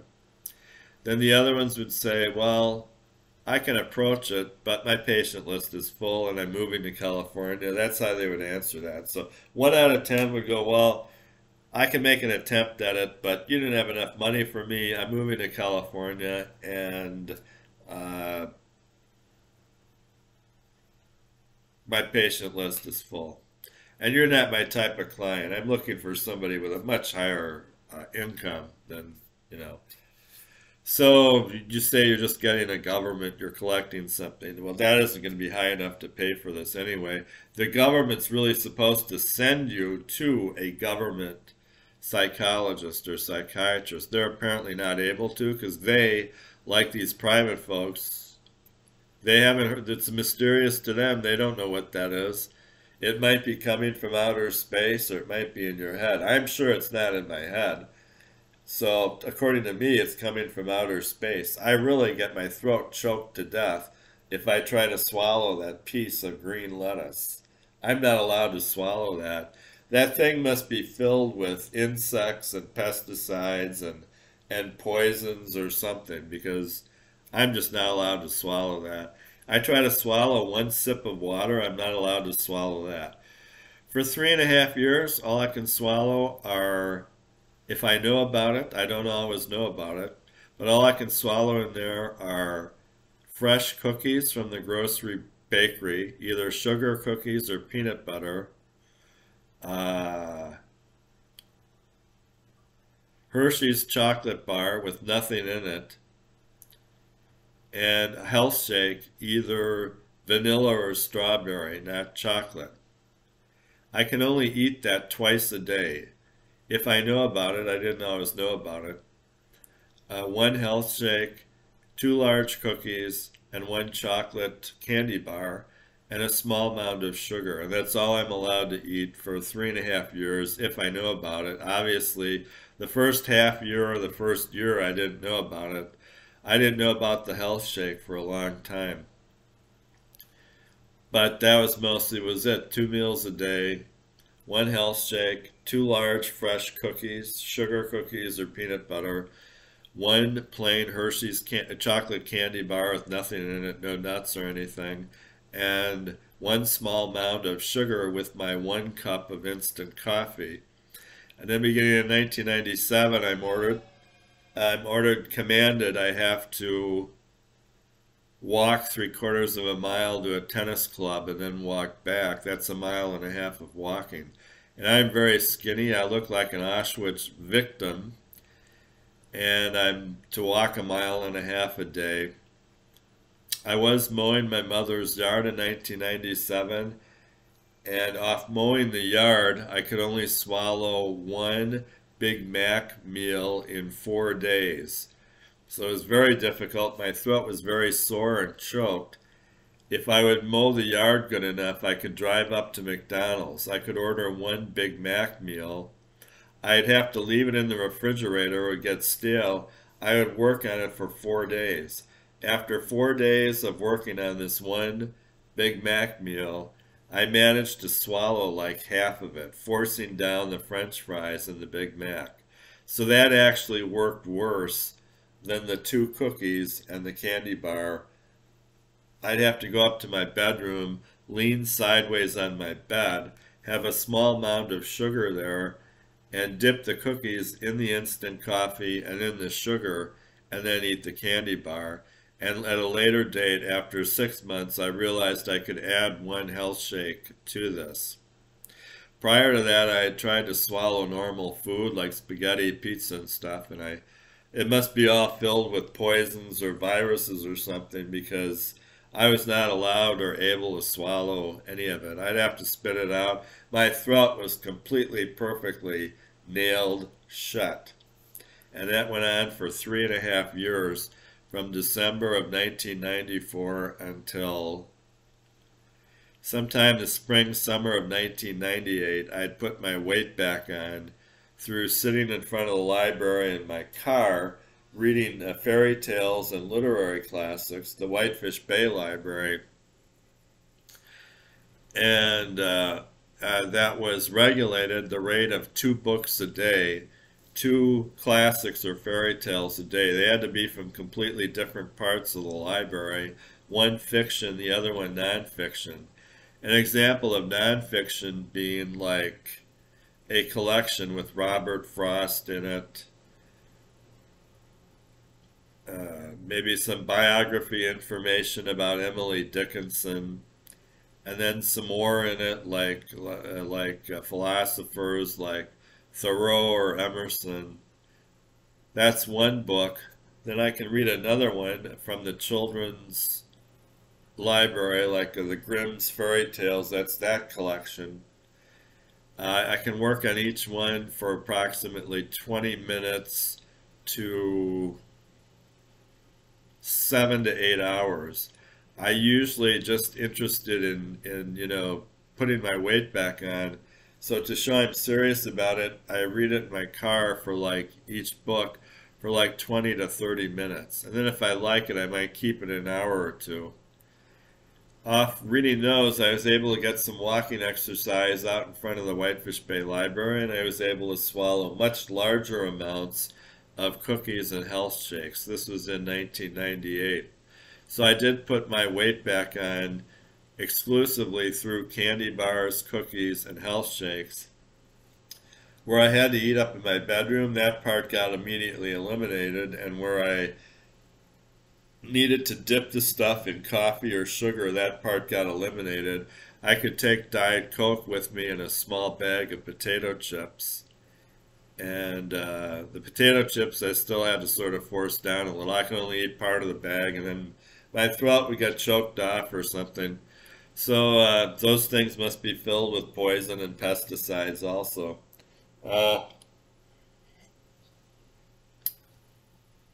Potato chips, according to a video from outer space, are bad for your ass. They tighten the ass, according to that. Regular potatoes sort of go with the liquids. They break down in your body and you can urinate them out. I guess to phrase a common man's phrase, the potato chips, the dry foods like the bakeries, they get stuck in your ass. That's an amateur diagnosis. Okay, so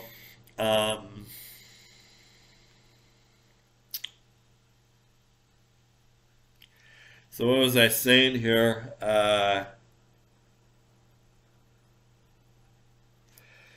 Okay, by the summer of 1998, I put all my weight back on. I'm back up at 210. I'm back now. I didn't feel secure or confident until I saw 175 on the scale one day. I thought I went from 145. I was afraid back there of having a heart attack or at least passing out, unconscious, and dizzy in the world and everything in outer space.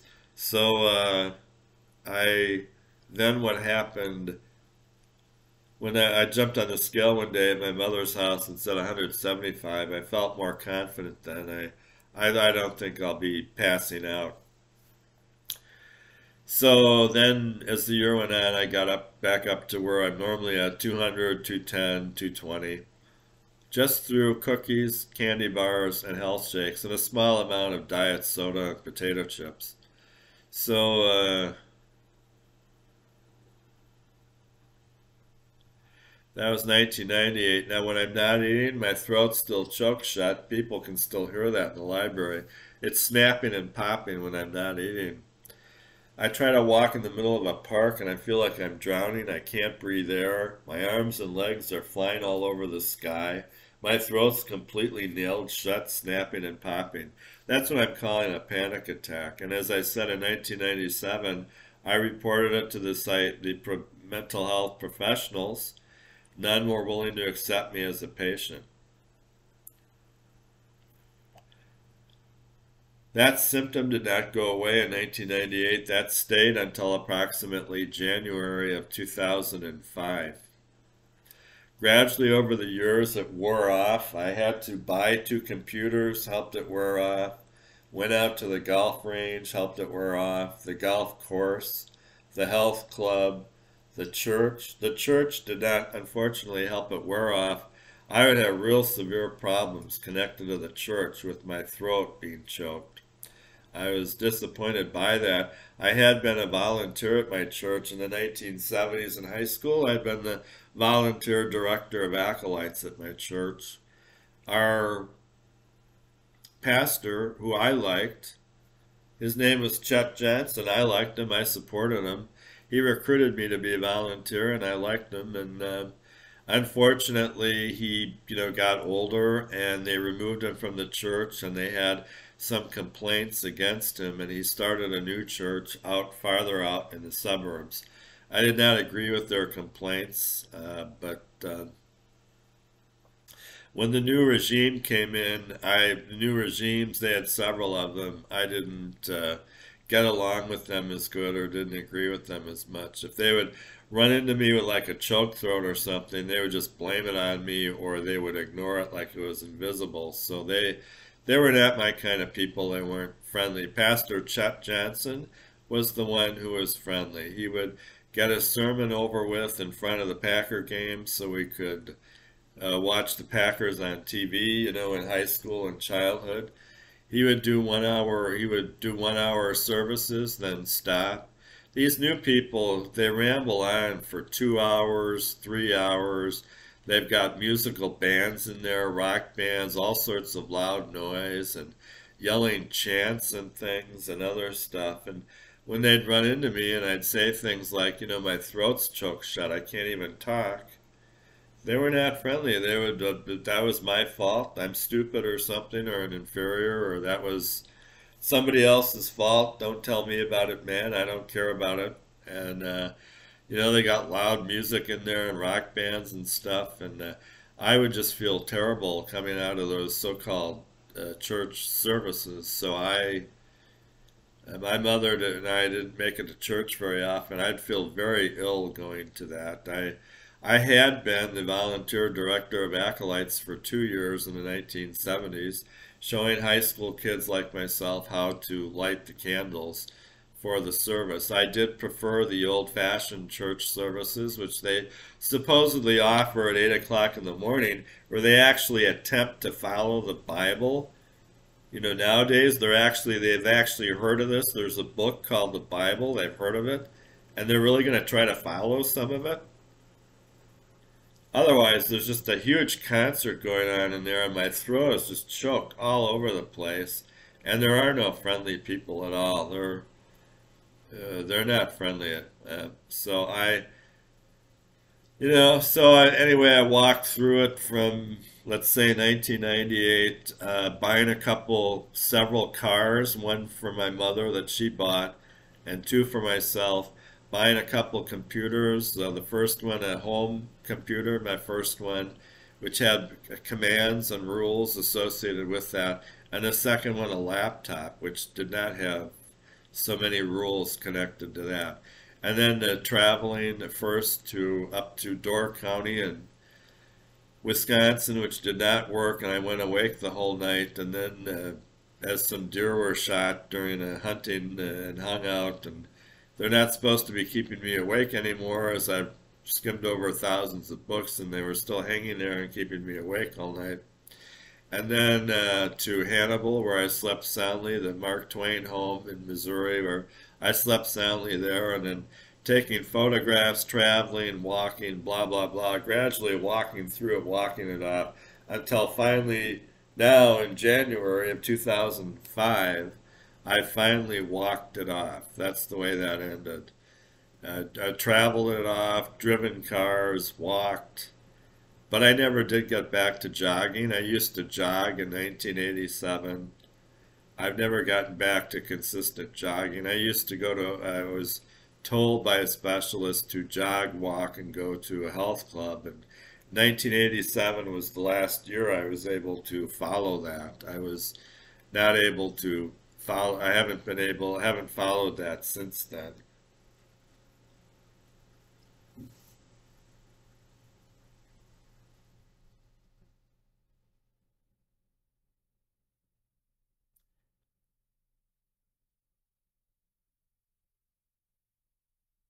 So let's see. So these three phases I'm talking about. The bad sleep problem was mostly 10 years, but it's never really ended. I've had it for 30 plus years.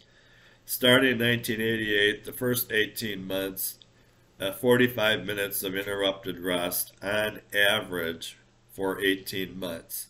That's followed by 5 years of 3 hours and 45 minutes of interrupted rest for 5 years after that. And that's followed by several years, I'm told by outer space, several years of where, if I always know about it, where I'm supposed to drive garbage bags around the gas stations and the village dump.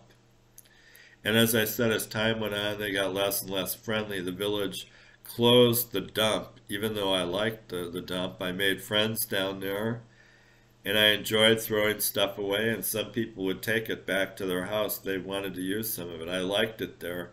I'd get into conversations with people at the dump. My arms and legs would feel more coordinated and stronger after throwing stuff out at the dump. And I would let some people have it. Some people I'd just give it to them because they wanted it for their house. Some old, all these properties, I'm no expert, but there was all sorts of old junk around them. A dozen old hand lawnmowers that don't run anymore, several old bikes that are all old and the chains off them and stuff, and hundreds of thousands of old coffee cans from my grandfather with everything in them, cufflinks, old watches, blah, blah, blah. Now there is some good stuff, unopened boxes from my grandfather pre-internet who would shop through the mails, and a brand new egg cooker, a brand new coffee maker, a brand new crock pot. And I did use them and they worked and they were fine. So you get some rewards in there. He had 100 suits at his house. He had hundreds of fishing rods up at his cottage. And so that was disappointing when the village of Fox Point decided to officially close their dump. My grandfather's gun collection, over 30 guns, I sold it to a relative of ours in 1990. I can't remember, little scatterbrain, between 1,000 and 3,000 in cash that I brought in for me and my mother and my Aunt Ruby. Just selling his gun collection of 30 of those. There was one or two old used vehicles. I think myself or my in-laws may have sold one of his old collector cars. I don't think I sold it. I may have been out in California or something, and some of my relatives must have sold, and he had an old collector car that they sold to a neighbor probably, and he had some old boats that were in disrepair, old canoes, and old little small fishing kayaks and vessels. Uh,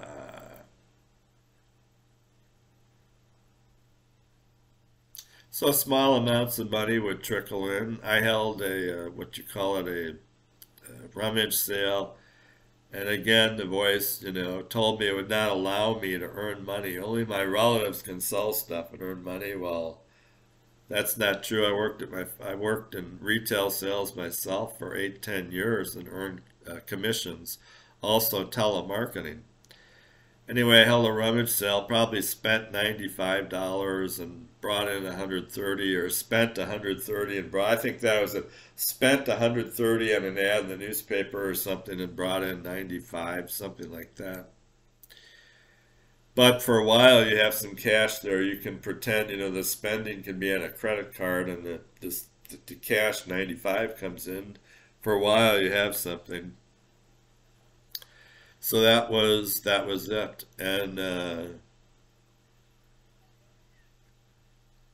so a 10-year block of bad sleep problems, those have never really gone away. It gives me them repeatedly, wakes me up every 45 minutes, every hour and a half, every 3 hours to urinate, go to the bathroom, diarrhea movement, something like that. I'm supposed to be walking around the building every hour to walk some of it off.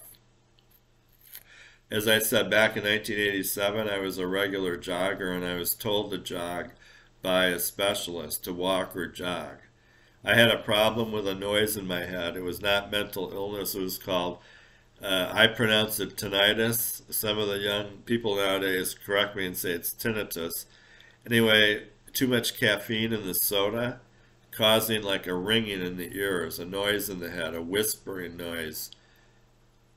The specialist said the best way to deal with this at the beginning of it, here in 1987, is you just walk and jog and you exercise it off. That's the best way. So back in 87, I jogged regularly each week before going into my wire editor work. And like the specialist said, I got used to the noise in the head. I'd fall asleep through it, sleep soundly. 1987, my last year of sound sleep. I would sleep approximately 6 to 9 hours per night, deep slumber, deep sleep with, snoring, regular sleep. Now, as I said, since then, in the 34 years since then, I get routinely woken up every 45 minutes, every hour and a half with a lecture or a speech from a voice or going to the bathroom. I can name the voice years, they're easy to remember. 1988 through to the end of 1990 in that round. December 1994 through to spring of 1998 in that round.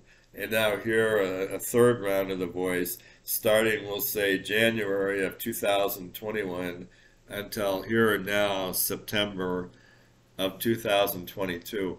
So I'm not complaining about nightmares and voices, which is in popular fiction. That's not what I'm complaining about. I'm complaining about a voice that's an American male accent that gives me commands in the day or nighttime where I'm punished if I don't follow the command. And some of the commands are against my will or are obviously bad for a person. And I have specific time periods. I have a specific American accent most of the time, not foreign. Male, not female, 95% of the time. Middle-aged or older, and so one command I remember is in 1989, I have to responsible for even though I have no money, no job, responsible for the maintenance and upkeep of my mother's apparently 3 properties that she's inheriting, her own home, several blocks away, her deceased father's home, and let's say an hour and a half away up a lake, her deceased father's just filled with all kinds of junk. Her lake cottage. There was a boathouse built into the shoreline, just completely filled with old junk. He had a garage back at the back end of the property, completely filled with old junk. And he had his old dilapidated fishing cottage, which was the one place that was not completely, that's the only place. He must have had his girlfriend there, or his, what she claimed was, she's deceased now, fortunately also. So I don't punch her or attack her. Uh, what they're claiming was a girlfriend or a wife back there, which, uh, they had their cottage there had no evidence of them living there, but it was not all filled with junk. All these other buildings, his house in Fox Point, filled every room filled to the ceiling with junk. Hundreds of coffee cans, because he'd have to order stuff. He'd have to be at the car dealership all day long from 8, 9 a.m. until 9 at night. So his wife was deceased in the early 1970s, and his mentally disabled daughter lives at home. So they had to put a chain on the refrigerator at home to keep her from eating all day long because she's mentally disabled and danger of her cooking foods. So he'd have to go shopping through the mails pre-internet. So packages would probably arrive at his house or his car dealership. Just everything in them. People ask, well, what did he have it filled up with? Well, everything. Ammunition for hunting rifles, handguns, cufflinks, watches, chains, suits, shoes, the whole thing. Just you name it, anything. You name anything, he ordered it or had it there. I'd open boxes of stuff up. I couldn't even figure out what some of them were. Some of that's like a cake maker or blender or something. Had his wife been alive, she would have done this. This is further evidence that he had no one there other than his mentally disabled daughter, because some of this stuff was in unopened packages, piled to the ceiling. Coffee cans and glass jars filled with old keys. You can't figure out what they're for. Handwritten directions in case he dies. Cufflinks, watches, nails, screws, all sorts of stuff from a workbench, three-piece suits, you name it, you name anything. He's either got it there in a box or he's got it piled to the ceiling. You can't even walk in there. So if he had a girlfriend back there, it must have been up at that fishing cottage, and she didn't leave one piece of clothing, no will, nothing. That was the only place you could go in, and the reason, because animals lived in it. Like my mother, he was bad with maintenance, cheapskate. Only hire a college kid to paint stuff. The living room was infested with squirrels. I mean, you get used to this stuff. The bedroom was intact and you could sleep in there, and it smelled a little musty but bright and sunshiny. The other two rooms, the so-called dining room and living room, were rotting away with rainwater leaking in, animals in the... You'd open a kitchen cabinet and there's like a rabbit family or squirrels living in there. There's supposed to be plates in there, like I take the old plates out and wash them, old bowls. There's squirrels living in there. Raccoons out at the garbage, if I'm up there, blah, blah, blah. So you get used to it. You got to have the money. See, this is what I'm complaining about. You got to have the cash. You can't make food in there. You got to have the cash to drive all the way to Fond du Lac, which is like 20 miles away, shop at McDonald's or something. You got to buy all your food at restaurants. I had to come up with the cash for that somehow. So I get commands from outer space. I'm not as bad as my mother, but I didn't believe in credit cards. When I was at the newspapers, I had one credit card for like an emergency.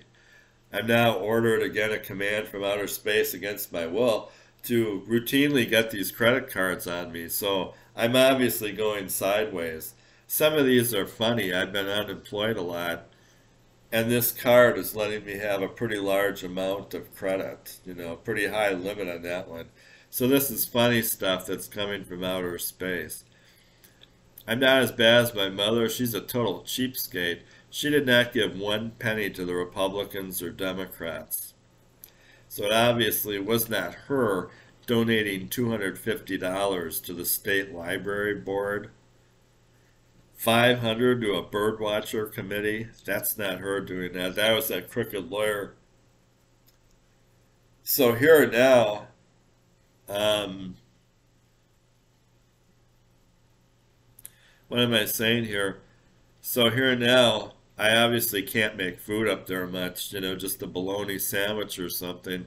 So I obviously have to have enough cash to go all the way to Fond du Lac to find a fast food drive-through. Nowadays, those are getting as horrible as a bag of potato chips. Nowadays, maybe you have to go to sit-down restaurants now because those drive-throughs, what they're calling French fries, are like potato chips, and what they're calling a hamburger is like, dog meat or something. But in any event, have to have at least enough cash to get all the way to Fond du Lac to go to a legitimate grocery store, or not a hunting or fishing place, and a legitimate, some kind of restaurant.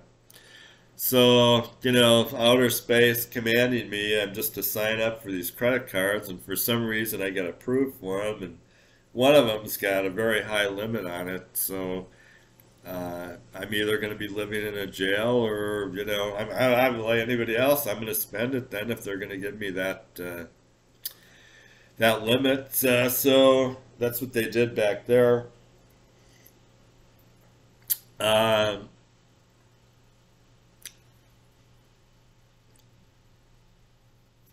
In fact, that one of those cards is how I got to Houston. One of them had a high limit on it, and I missed it, and I never spent on it. And I looked at it one day; it still worked. It's got a high limit on it. That's partly how I got down to Texas in the first place. I mean, I never get any place through cash with all this, weird stuff going on. When I worked at Eau Claire as one of the several who worked on the wire. I just would have one credit card for an emergency and just spend checks and cash for everything, and because that's the way my grandfather did stuff. And he had no credit card. They had nothing like that. My mother's a cheapskate. She has, weird credit cards, the same where again hadn't used them in years, department store cards and stuff. So I tracked down all this stuff and coming up going sideways on them, and everything else. That went on for 10, 20, or 30 years with going sideways on all those things. That taking out this cash to pay that one and blah, blah, blah. That's been going on with me now for 30 years, but that doesn't come from me. And the public seemed to know it. I never got blamed for that. The public, they never bought that I was a house painter. And they also never bought it that I'm a big credit card guy or a big spender. I can't remember meeting many people who bought into that theory that I'm a big credit card guy or something. My mother and I certainly are not big drinkers. Neither is my sister. We don't drink alcohol a lot either. Just this coffee, which a specialist did tell me back in 1987, that's what's causing what you think is your noise in your head. It's because you're screwing your blood and your heart up with too much caffeine, and it's creating sort of a whispering, ringing sound in your head. So now you're going to have to work it off. And he's the one good doctor. Any doctor tells you you have to work it off with exercise. He's the one that's telling you the truth. Any other doctors tell you, you take this pill, this medicine or something, they're full of shit. With that, you have an operation, I'll operate on your throat and that'll solve it. That's not the right one usually with me. Now as I'm getting older, maybe it will be, but not in the past. But you have a doctor tells you, I'm sorry to give you the bad news, but you're going to have to get out there, play golf, even though nobody likes you at the golf course and you don't have any friends there with you. You're going to have to go out and play golf and walk and jog. And I was a jogger back in 87 and the years leading up to 87. And I certainly felt my body a lot stronger. My strongest my body was in 8th grade, the early 1970s. I did the Canadian exercise, Canadian military exercise routine each day of sit-ups, push-ups, jumping jacks, and blah, blah, blah for a year. I felt my body get stronger for a year. Going into high school, I should have continued that. I got a lot of exercise with recreational pickup sports. I did not make any varsity teams, but I did keep my body okay with the recreational sports. Uh, but when I was doing that Canadian routine, that's something to do because after a year or two, your body feels stronger. And also, the jogging in the 1980s, that's something to do because you keep things like tinnitus off you and you don't even know about them. Or they're so minor, you just sleep through them. But the doctor started blaming this right away. He said, too much soda, too much caffeine, too much coffee. They told you when you're a little kid coffee's bad for you. Bad for your teeth, bad for your gums. Uh, but So that was the first phase was the sleep phase, 1988 to 1998. But really, that's I can always sue somebody for that. Today, this is 2022. I still have sleep problems, so that one's always been going on. One doctor did tell me with no witnesses he didn't sleep much in medical school. He thought I was anti-cancer. Okay, so um, then the next phase of it, the eating screwed up throat, was approximately 1994 through 2005. And now here, what I finally get to, what I've been complaining about, where this one does not get a lot of friendly people or anything. This one, the government has not tackled. The other ones the government knew about and would advise me at picnic tables or on the street or whatever through hints. That's why I can't call it advice. They don't give direct advice like you should do this. They just give me hints and stuff at picnic tables and things. Or out my driver's side window. The front light's burned out, but while he's writing it up, he asks about this stuff, and it works a little. He'd go, 1989, why are you only part-time here in Milwaukee? You were full-time up in Ashland and up in Eau Claire. You were the wire editor up there, right? And known all throughout northern Wisconsin as a good wire editor. Why are you down here? Why are you only part-time here? And that would actually work a little, that kind of comment out at the driver's side window. And by the way, your front light is burned out, your headlight, I'm gonna just give you a warning, give you a break here. You have 30 days to fix it or replace it. But what is this with, you're only part-time at a lousy newspaper like community newspapers? What's your boss's name? What's your boss's phone number? Well, if I have time in between these emergencies, I'm going to ask her about this. You got a reputation as a great full-time editor up in northern Wisconsin, and you're only part-time down here at community newspapers, and you're having to support your mother and your aunt while a lawsuit's going on, food stamps and unemployment compensation. Why aren't you full-time down here like up there? So they got my, boss's name. Another question was, what are you doing? It's like 3 in the morning. Well, I can't say a lie detector. I've got a commands from outer space, a voice making me drive these stories. I would normally wait a day or two and take them all in the daytime, these news stories. I put them in a mailbox on the supervising editor's suburban home. I would normally do this in the daytime. I told the police this, but I got a voice in my head. It won't let me get any sleep until I drive down there tonight. And it's still not going to let me sleep most of the night anyway. But I got to drive them down, put them in the mailbox that night. I covered them that night. And they go, well, that's sure a lot of work for you. You got to cover all these board meetings and high school sports and stuff. And you haven't slept in years, and you have to write it all up in one night only, and you have half a week to work on it. Yep, that's what was going on. You'd normally take it in the daytime so that you might run into the editor or something and get a full-time job. And instead, you're taking it down there, the moon's out, there's nobody out on the road.